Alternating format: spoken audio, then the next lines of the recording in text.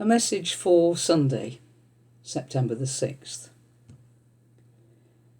In my daily newspaper on September the 1st, the whole of pages 2 and 3 were given over to a single statement inserted by the supermarket Waitrose. In total, over the 2 pages, there were just 38 words, and taking up most of the second page, there was a large picture of a single sliced dark red cherry. The caption read as follows: "Sorry, Ocado, our Morello cherry pie was just too good to share." It went on to say that Waitrose had recently parted company with Ocado, the home delivery company with which it had, up until the end of August, teamed up to deliver Waitrose products which were ordered online. It ended by saying, "You can taste when it's Waitrose and partners." For those of you who may not know what all this is about, there has been a somewhat acrimonious split between Waitrose and Ocado over Ocado's decision to switch its allegiance and service from September the 1st from Waitrose to Marks and Spencer. So Waitrose took 2 pages of a national newspaper to air its grievance to the whole country.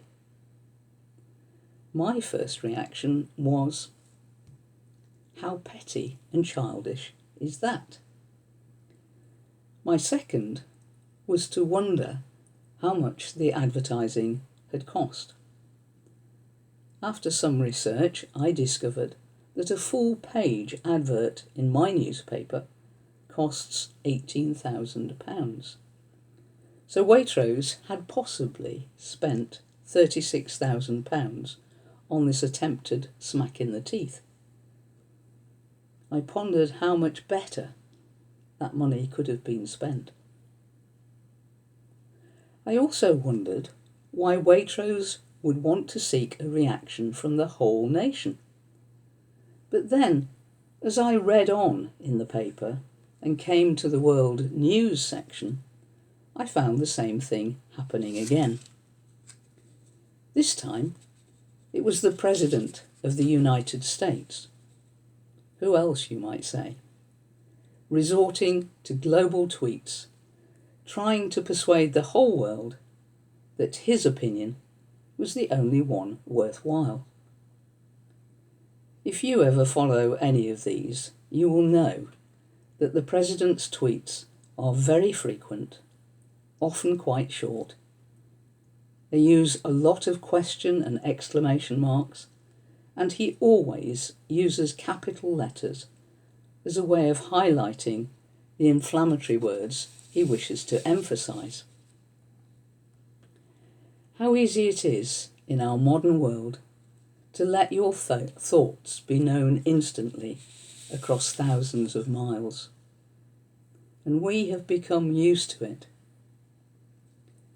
But how very different is all this to the approach presented by Jesus to his disciples in the Gospel reading set for this Sunday.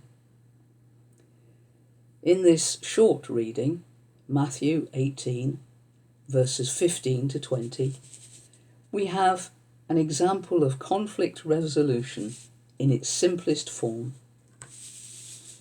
And if we step down from the mighty to the personal level, we can do no better in our Christian lives today than look back to these words from Jesus for advice on how we might solve our own personal situations when we are at odds with someone else. Jesus is unequivocal about how to resolve an issue like this, laying down a set of simple stages to be followed. The first and most important step is to go and talk it over, to try to settle the matter with the person concerned. Only if that does not work should one move on to a second stage, which is to invite maybe one or two others to listen and to comment. In the time of Jesus, there was a third stage, which Matthew describes as tell it to the church. What that meant in those times was tell it to the wider community. The word church described something very different then from now. Maybe during the pressures of the last few months, some of us will have experienced similar tensions when we have felt aggrieved by the words or actions of someone else. Maybe, like the two perhaps extreme examples I quoted earlier, when we're feeling miffed by something, we turn to a wider group of people, wanting to put our point of view across and seeking their empathy with our situation. It might be round a coffee table, over a cup of tea in the garden, or through an email or phone call. Have we then missed out on Jesus' recommended first stage? For him, that is the most important. And he backs that up by saying that resolution at this early stage brings its own reward.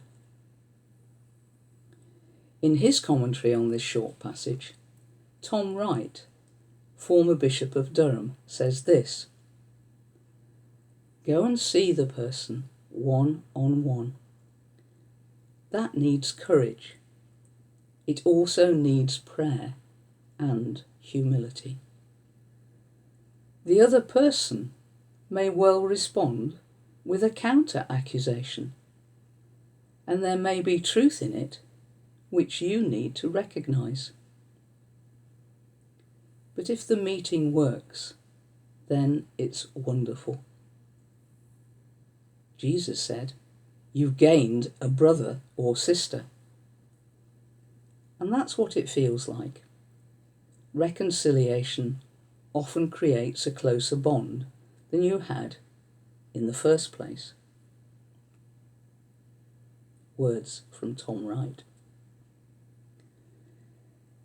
When we come to the last verse of the reading, there is yet another, even greater reward. Jesus ends with these words: "For where two or three come together in my name, there am I with them." You, like me, may feel that this is the best deal of the lot. Amen.